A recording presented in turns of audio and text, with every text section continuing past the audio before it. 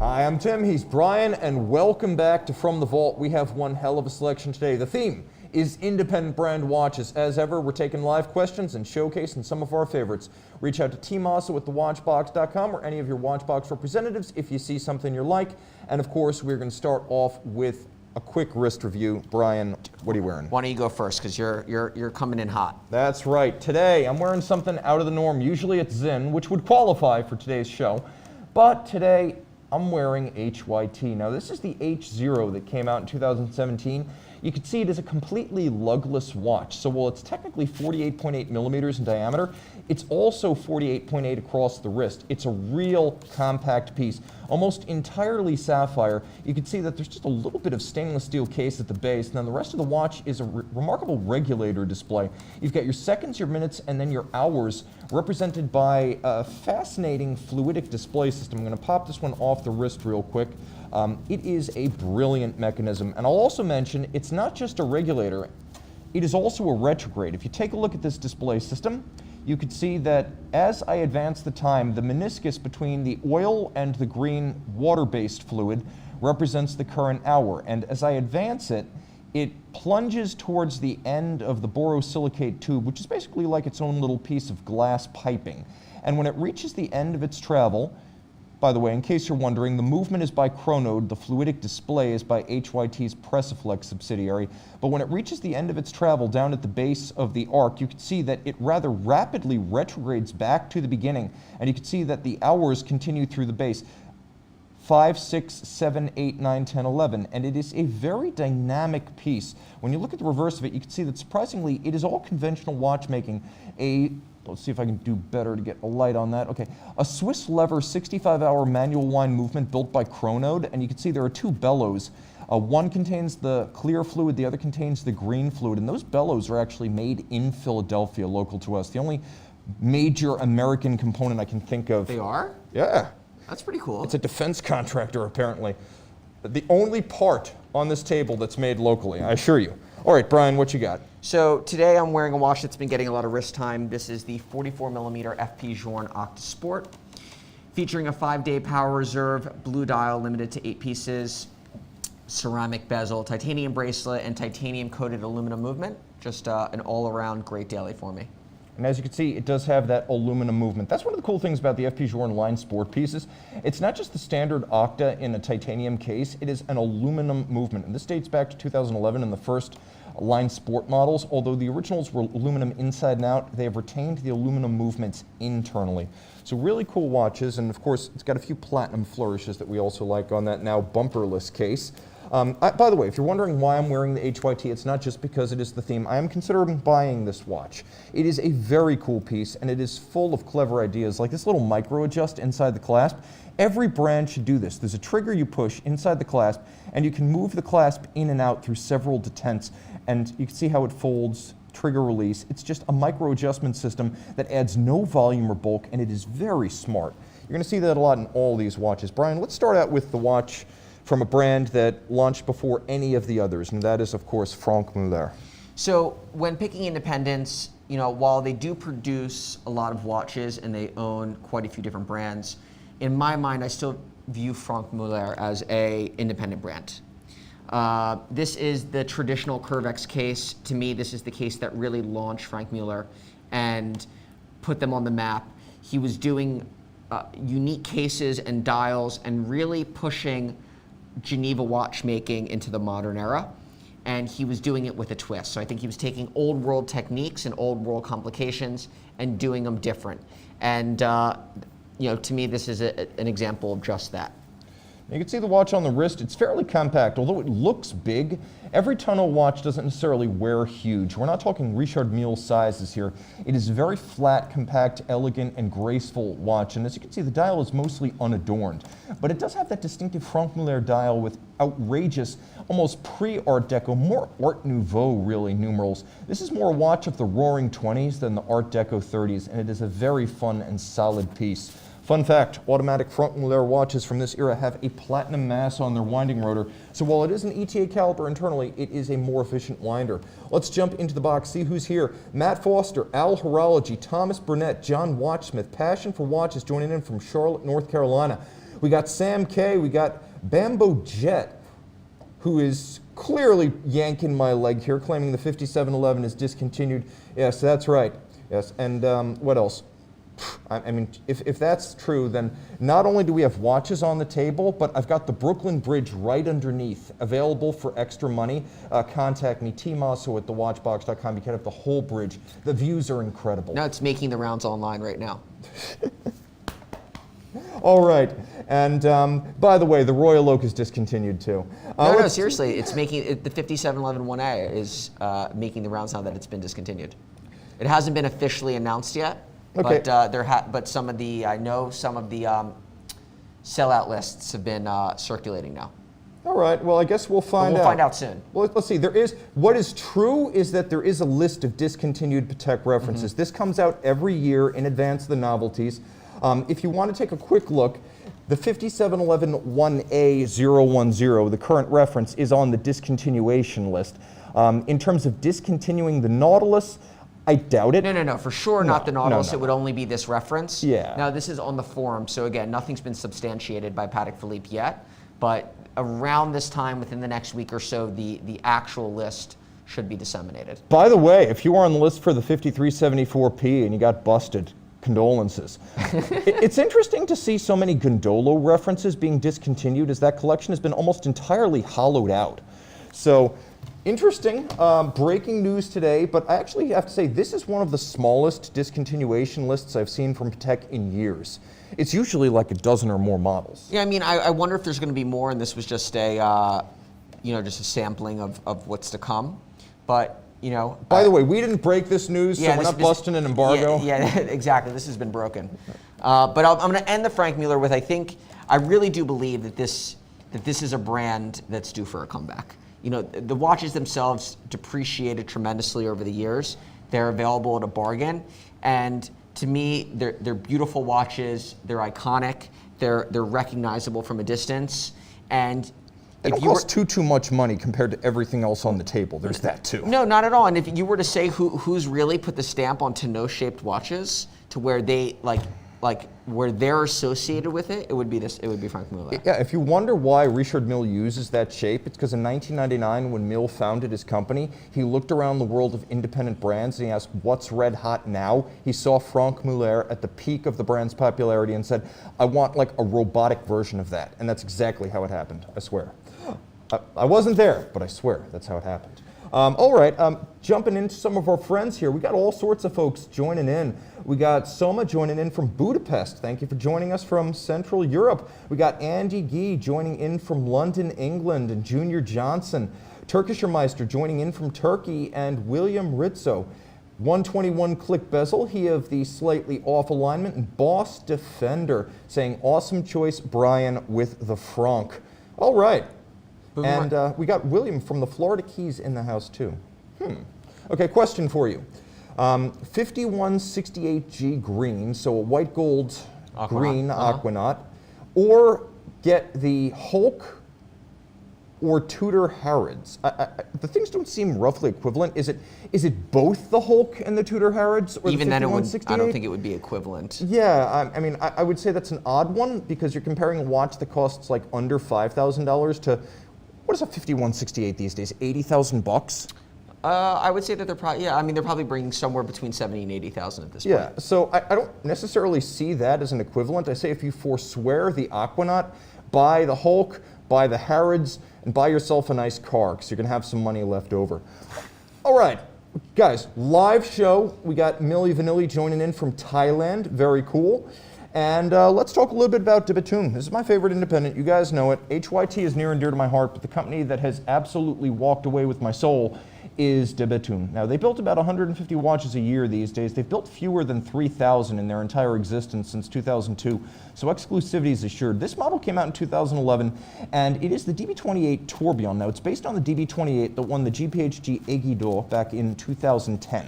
So it's got a real pedigree. It's got the same floating lugs, same polished grade 5 titanium finish, same black polished bridge over the barrels, and open escapement, balance, and ring of, as you can see, concentric scales with wonderful dial depth, but a major innovation compared to the standard DB28. It is that tourbillon, and there's a lot to love here. It's more than meets the eye. The first thing you can see is that the tourbillon is turning at twice the speed. It's a 30-second tourbillon rather than a conventional 1-minute tourbillon. The other thing you may not see is that it beats at an El Primero like 36,000 vibrations per hour.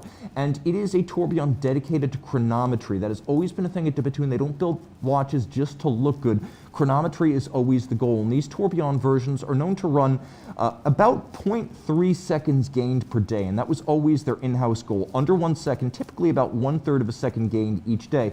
Now you can see the balance is made of silicon with a solid white gold rim, so it is also a proprietary balance. They use the silicon escapement, they use a cage made of titanium for the tourbillon and a bridge made of titanium. So there's a lot of materials innovation here. Remarkably, the watch has a 5-day power reserve in spite of the power-intensive refinement of the tourbillon. And then there's a power reserve indicator on the case back. Forgive my fingerprints. The case is actually in excellent shape.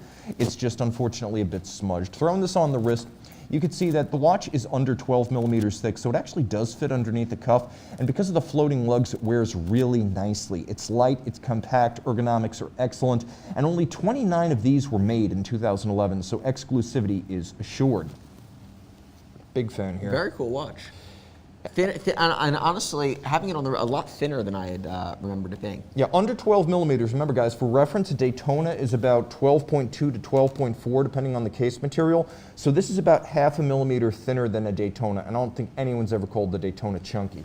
And one of the nice nuance changes that they've made since this watch was launched is the ability to, based on the size of your wrist and preference, change out these.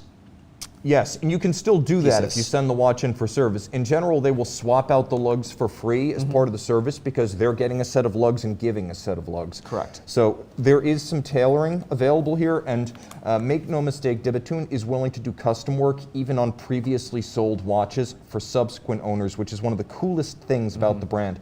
You cannot get that done anywhere else. That is a huge concession from a manufacturer.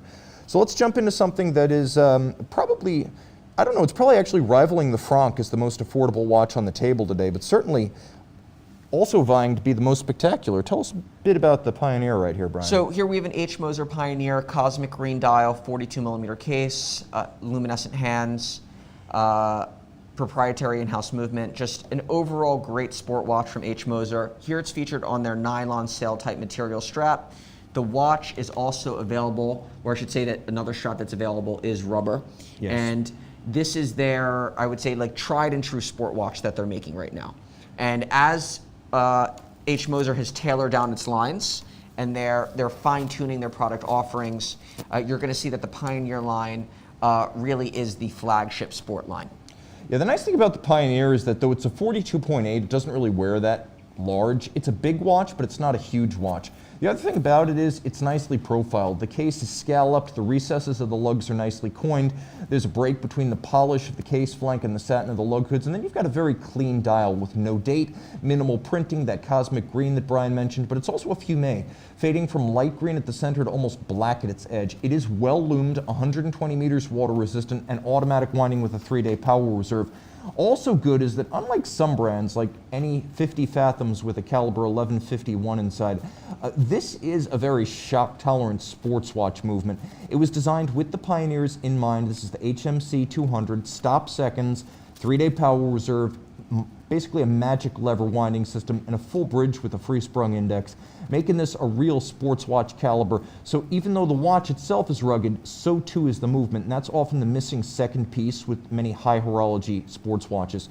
And you know, we talk about production volumes. Journe is about 900 a year. De Bethune is about 150 a year. Laurent Ferrier is 150 to 200 a year. And Moser's about 1,500, which is one of the reasons I've often called it the German Swiss F.P Journe, because ultimately production volume is not that different, and they have a similar sort of, I guess, I would call it a sort of a jaunty and almost rakish public profile. They're both a bit irreverent. Yeah, no, and you know, you mentioned the scalloped out lugs, and what I like about it is that it serves as a nice accent to the overall piece, makes it feel a little bit more rich, but it also tailors the case down a little bit. So even coming in at 42 0.8, as you had said, it feels less bulky as a result of that because they've removed some of the material. It's got a little bit of an Hublot case thing going on too, where the edges of the case angle down so much that it sort of encompasses your wrist. It doesn't feel, you know, like a Speak Marin, where the lugs are so sharp and jutting and broad and flat that the watch wears huge.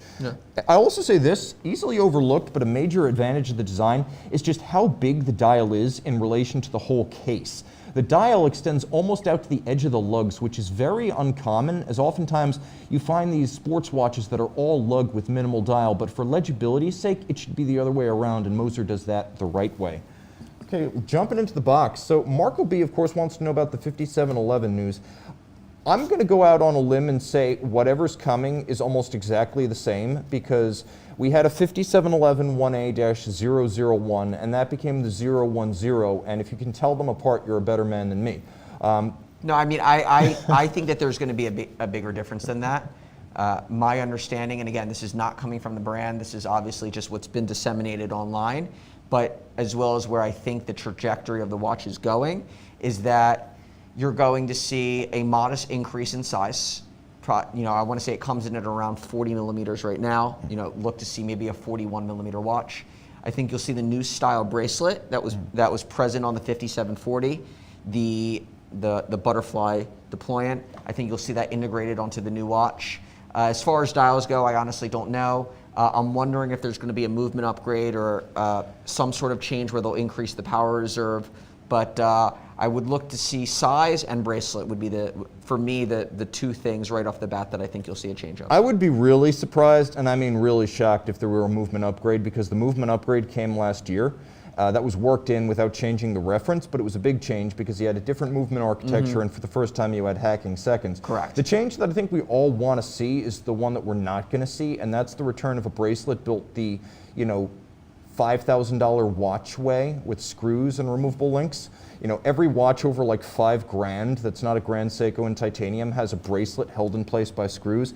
And frankly, to keep a pace with Vacheron and Lange, the bracelet should really have a quick release built in, so you can swap in the Patek straps. Patek makes a rubber strap for the 5711, and they make a leather strap for it too. And my God. Well, those were for the older references, Yeah. and in precious metal. And they're You should- notorious for Well, not allowing the changing of straps between the pieces. I have seen it on steel. I think the main thing is just that for the price you pay, you should get it. It's not whether they would, but whether they should. I mean, I mean, to be honest, I think that's one of the things that I've always been a fan of, is the fact that they've made different references with straps, and they haven't made it possible to do the combinations. But I would look for a micro adjustment. I think that's definitely been in the works for years. I'm sure, you know, it's present on watches like the HYT. Vacheron has it in their bracelet. So Lange has it too. Lange has it in there. So I do think that I would look for possibly a micro adjustment in the bracelet. Again, I'm not sure, but it would be nice to have. And we'll see what the changes are. Yeah, I would be frankly shocked if you got both a version of the 5740 clasp and a micro adjust, just because I think the two aren't compatible, and I think Patek's more likely to just double the tooling over to a steel version of that white gold watch. But we'll see. I mean, realistically, for the price Patek charges, and it has been relatively reasonable with pricing given how much people get when they sell them used, I don't think they're going to build in a huge number of changes, but I do think we will see, I agree with Brian, a larger watch and also a better clasp at a bare minimum. Question from Jack, thoughts on Anordain Fume enamel dials? Well, if you're buying an Anordain, you're going to get an enamel dial. I think some of the options are incredible, and the custom option for the price is second to none.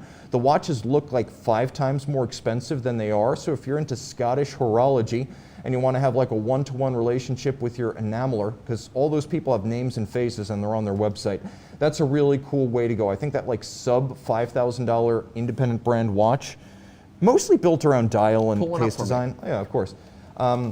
I think that's sort of the future of independent horology, because you're going to see that no longer is it like the $20,000, $30,000, $40,000 watch. It's going to be things like, Oh, I've seen these on Instagram. yeah, like Sartori or Anordain or Corono by, I mean, here we go. You can see that this is what they look like. If you're wondering this is great because it's almost like I've got a CNN production crew with images popping up in real time. So this is what they look like. This is what their fume dials look like. As you can see, I'm all about that one right there. Nice watches. Pastel colors. Yeah, and I mean, the other fun thing here is that they put in metallic elements, they do fades, they do pastels. They're a lot of fun, but they're less about the movement. This is all about the dial. Very cool things. Yeah. All right, you know, it's funny, we get sucked into a discussion of Patek Philippe, which barely qualifies as an independent. It's a billion-dollar company. We're talking about these independent brands. Thank you, audience, for getting us back on track and talking about the small guys, the little guys, the fun guys. Let's talk about one of yours. Let's go F.P Journe. So I did a great talk with Daily Watch this morning regarding F.P Journe and our just overall love affair with the brand. If you guys have time, please check out the video. You can see it on either Watchbox or Daily Watch's Instagram. There's a full video there. Here we have the 38 millimeter platinum case brass movement salmon dial Reserve de Marche. So I would say that this is within the pantheon or trilogy of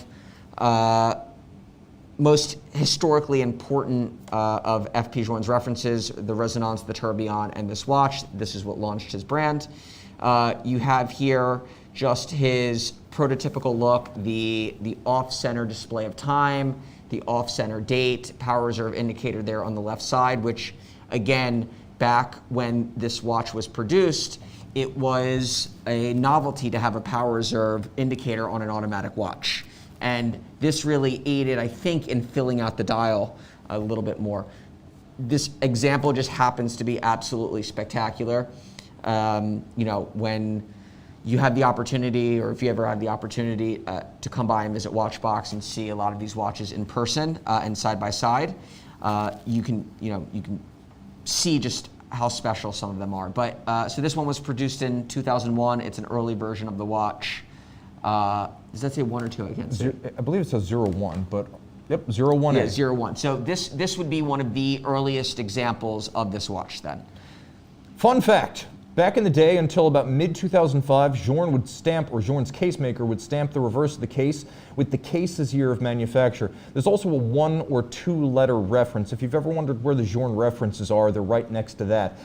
So you have a brass movement. This was from 1999 right up through mid-2004, and then you have an Eleanor-made case. And Eleanor was a case maker in the Paris metropolitan area, making every Journe case from his 1983 first pocket watch right up until about mid-2008 when he bought the company and moved it to Geneva as Boîtier de Genève. That is why these earlier Journe watches have both French and Swiss precious metal hallmarks on them. And of course the 38 millimeter case, which was phased out after 2015. This is a very collectible piece in good shape. As Brian mentioned, a power reserve indicator on an automatic watch back in 2001 was almost unheard of. The few watches did do it. IWC was there first, but as you can see, the timepiece was innovative in other ways, particularly in the use of screws on the dial side of the watch, showing the screws fixing the dial to the movement. Very ambitious and highly controversial at the time. It's something that's universally copied today, but Journe is almost more of an innovator aesthetically than he is technically. He's very technically proficient, but the look of the watches has always been unmistakable. You never look at a Journe and wonder, gee, whose watch is that? Whereas there are other brands where you can literally cover the name and have no idea where it came from. So aesthetically, F.P Journe always saying the dial comes first, and when he designs a watch, he draws the dial before he creates the movement. All right, questions. Can we get a Watchbox watchmaker to review the new Omega 3861? Probably not, because we don't have one on hand. But if you want my take on it, I've often said it's a $950 price hike for the sake of maybe $200 in real innovation, $300 at the most. You can take an old 1861, regulate it, and get it to run chronometer spec. For me, the big change is the anti-magnetic hairspring, because I can tell you all the time, wearing watches on this keyboard, there are big permanent magnets for the speakers that frequently magnetize my Zinn. It's not one of the anti-magnetic models. And so I think that the arrival of that technology in a world where electromagnets and permanent magnets are now everywhere, I think that's worth money. I just don't think it's worth almost $1,000 in a watch that was, $5,350 before the price hike. Okay, jumping in, we got a friend joining in from Havana, very cool. And we've got Abdul saying Sartori and Sarpaneva are my 2 favorites at the moment in the dial regards. The Opulent Life, thoughts on Cuervo y Sobrinos watches. Historically impressive. Today, I mean, they're nice, but it's mostly just, it's a branding effort. It's branding and it's styling. There's not a whole lot of technical innovation in there. So if you like the way they look, there's really nothing else to consider other than price. There's not a whole lot deeper you can go. And the historical roots aren't as deep as the name would suggest. It is a modern company revived for the purpose of branding basic watches. Okay, let's talk a little bit about one of mine. This is where I think you get the most for your money in terms of finish. Laurent Ferrier. Now, disclosure, with Laurent Ferrier, they make no parts of their watch. Everything is made for them by high-end suppliers, then brought in, hand-finished, and assembled and regulated at Laurent Ferrier. This is the Galet Square Regulateur, and as you can see, it is a wonderful gray, sort of nickel anthracite satin finish dial, sub-registers, separate displays for the hours, minutes, and seconds, and a 41mm polished red gold case. When you turn it over, this is where I feel like you're getting your money's worth. The architecture is impressive with a double direct impulse escapement, and so is the finish. If you look at those Côte de Genève, there's nothing else I have on the table that has such deeply ridged and luminous waves across its bridges. Also, if you look, you can see 5, maybe 6 or even 7 interior angles where 2 bevels meet. There are 4 of them inside the black polished balance cock, and then you've got that Paul-based jeweled staff winding system, and thanks to the double direct impulse escapement, even though it has a single small barrel, the watch will run for 3 days. This is as good as finishing gets. Honestly, I believe that these watches are the finest finished timepieces you can buy that are not named Voudelainen, Dufour, Gautier, Fernand Berthoud, or perhaps Greubel Forsey. I really do think that this brand's finish is closer to the likes of Greubel and Romain Gautier than it is to the likes of F.P Journe. So even though they're making watches that are assembled from premium parts, the parts are so special in the tradition of Swiss attablissage or assembly, and they have a woman named Coralie Imberti who actually works on finishing of the movement parts, and that's all she does all day. She finishes the components when they arrive from suppliers and does a wonderful job. What does Laurent Ferrier need to do to jumpstart its brand? Because I feel like the watches are great, but there's a marketing issue. Yeah, I mean, I think you're right. I think it's a marketing issue. I think there have been some misses just in terms of the launches that have come out, watches that just didn't come out at the right time, or again, when you're an independent like them, you may only have 1 launch for the year, or 2 launches max. And if you miss a year, then it's a long time before the following release that you would have. So I think that there's been a couple misses there. I think overall, their execution of the watches that they do is beautiful. They're willing to do custom work for their clients. They're willing to do one-off dials. The movements themselves, as you've mentioned, are beautiful. I think one of the bigger things that they can do is a lot of the independents that you see beat from the watchmaker. Like that's where the energy comes from. F.P Journe, it comes from Francois Paul. Rex Hepp, it comes from him. H. Moser, the Mainland family is out there fighting every day. And I think just perhaps if there was a little bit more energy coming from Laurent Ferrier himself, that you would see a little bit more pizzazz come to the brand, because the watches themselves are beautiful, and all things considered, as far as a lot of the other independents go, priced just fine. It was also, when did the brand officially launch? Officially launched 2010, founded 2008. Their first like 3 products was boomed. Absolutely renowned. GPHG awards, Correct. Magazine recognition. And everything was done, even the straps down to the Alcantara lining. They were one of the, again, Francois Paul Journe has been around since 1999 to 2000. You had Franck Muller, but I want to say Laurent Ferrier was one of the first independent watchmakers during that time period that produced just low quantity, simple watches at an exceptional level that collectors really gravitated towards, and it started, I think, that independent movement. Like he was there at the beginning. Yeah, I'll agree with you on a lot of those counts there. I would say a big problem they've got is that they don't have a dominant personality who's stepping out and representing the company. And I don't think you need a watchmaker.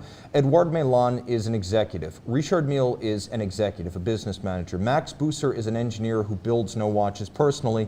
And of course, F.P Journe himself is a watchmaker, all of which proves you just need a standout personality to represent the brand and be the face if it's going to be an independent, low-volume house. Denny, call me. Or HYT for that matter. I'm a free agent and I love you both. But I also say this, Brian's like on point when he talks about them having a couple of missed launches. I think back in 2017, the arrival of the Montre École, it wasn't super attractive compared to their Galet cases, and everyone could tell almost immediately with the annual calendar that they were stepping down the finish and complexity of the movements to meet a price, and that was in 2018. After that, they There's launched the Tourbillon sport watch. which was great, but too expensive. Correct. They only made a handful of them. And then also, I'll say another big miss was probably the launch of the Bridge 1, their shaped watch, which was gorgeous, but the market is almost never begging for a shaped watch from any brand.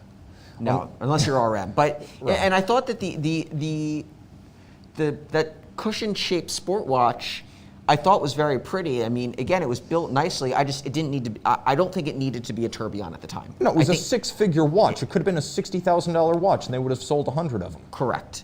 So, again, I think that it's just a couple of different decisions there, would have probably changed the trajectory of the brand a little bit. But I would say that it does have at least enough legacy to still do well. And I think that if they come out with a couple hits, all it takes is 1 or 2 hits and you're right back at the top. Yeah.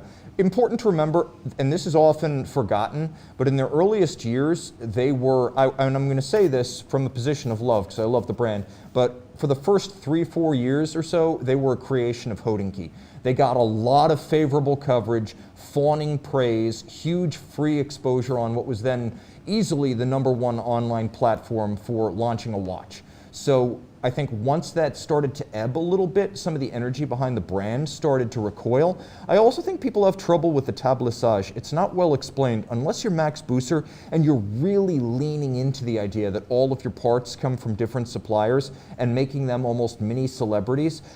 It's a little bit embarrassing for an independent brand in the high horology segment to have an honest discussion with its clients saying, yes, the watch is $40,000, but we don't make the case, we don't make the dial, we don't make the movement parts, and we work with the Louis Vuitton Moet Hennessy company on engineering. I think what Laurent Ferrier needs is for his son, Christian, who's the engineer behind most of these movements with La Fabrique du Temps. I think he needs to step forward and be the face of the company, because Laurent is in his retirement years, and while he has a great life story as a Patek Philippe watchmaker, an entrepreneur, and a successful race car driver, it doesn't seem like he's able to extend his personality, just by force of character and charisma beyond Geneva. And I really do think the company needs a charismatic leader, and Christian is that next generation guy who's also close to the creation, whereas Laurent doesn't actually create the watches at this point. He's more of an aesthetic guide for the company. The watch shouldn't offend him, which means, great, he has input, but he's definitely not the captain at the helm. All right, Brian, quick question. What, in your opinion, is the most interesting independent on the market today? Because we all know that Journe is like a house special here. It's what you own. It's what's very popular with our clients. Not necessarily the best independent, but the most interesting or the one with the most potential. Well, that's it's a super loaded question, because I think that there's a lot of nuance to that, right? Like, what do I find interesting in terms of complication? What do I find interesting in terms of just building out their brand? I come back to Moser because I look at it in totality, right? They're a brand. They're creating a wide array of products. They have multiple product lines. They're continuously coming out with new movements, new ideas. It's not just one watch or one product. And, I almost like harken it back to like Shark Tank, where they'll say that you have a product, not a company. Yes. And they have a company. Not just one watch. And I think that they're doing all of the right things. I think they're keeping it tight. I think that they could probably increase capacity if they wanted to, and they're not. They're listening to the collectors. They're listening to their dealers. They're making changes based on that. They're taking risks. They came out with the Streamliner watch, which was a big success. They could sell more of them. They're still holding back. So I think that you're just seeing a company that was poised to do great things and had already had the rumblings, doing everything right to reach that level. And I guess my last couple companies I would say is, I'm just a big fan of Japanese craftsmanship. Yes. And I think that there's just a lot of small independent Japanese watchmakers that are doing really nice, just finished products that are just elegant, beautiful, and probably just deserve a lot more recognition here in the States than they get. But one of the nice things that they're doing, which I think is actually probably the right way to go, is forgo retailers, forgo distributors altogether. The move now is that if you're an independent watchmaker and you can gain notoriety online with the collector community, you should be going direct. You should be dealing with the client, you should be speaking to them, because that's what's going to create people coming back, and that's what's going to create passion for the line. I'd also say if you want to look at some independents that don't cost an arm and a leg, we talked a little bit about Sartori, we talked a little bit about Korono Tokyo, we talked a little bit about Anordain, and of course Ming is in that category, but also consider Manase. They're a case-making specialist in Japan that also makes a small number of exquisitely hand-finished watches that are not going to cost you $10,000, $15,000, $20,000. I would say in terms of my thoughts on which brands have the most potential, with a great product like, the Petermann Badat 1967, it's beautifully made, but if they make, 6 a year, best case scenario is they hire twice as many watchmakers and they make 12 a year. I think brands like Maurice Grossman and Laurent Ferrier and De Bethune are in a position to have the most potential. Agreed. They could literally all double their production next year with better marketing and better awareness of their product. They're already making between 150 and 200 right now, and there's enough industrial scale to their product that they could double the production without literally doubling the number of employees, but they still retain a large measure of hand finishing. So I think those are brands that could be, in a year or two, where certainly Moser is right now. I think F.P Journe has a deeper base of support. For sure. And it's a more established company. But I certainly think those companies, De Bethune, Moritz Grossman, and Laurent Ferrier, could be in 2 years where Moser is now. But only time will tell. Brian, what do people have to do to reach out to us if they're interested in any of these watches? They can reach out to social@thewatchbox.com. They can reach out to me directly on Instagram, Brian Govberg. They can reach out directly to you. You can call one of our traders that you work with regularly. Reach out to us on the website. There's a lot of ways to get to us. Yeah, thewatchbox.com. Start there. Okay, guys, thanks so much. Remember, comment below. Give us ideas for future themes. Time out, Tim out, Brian out, and thanks for logging on.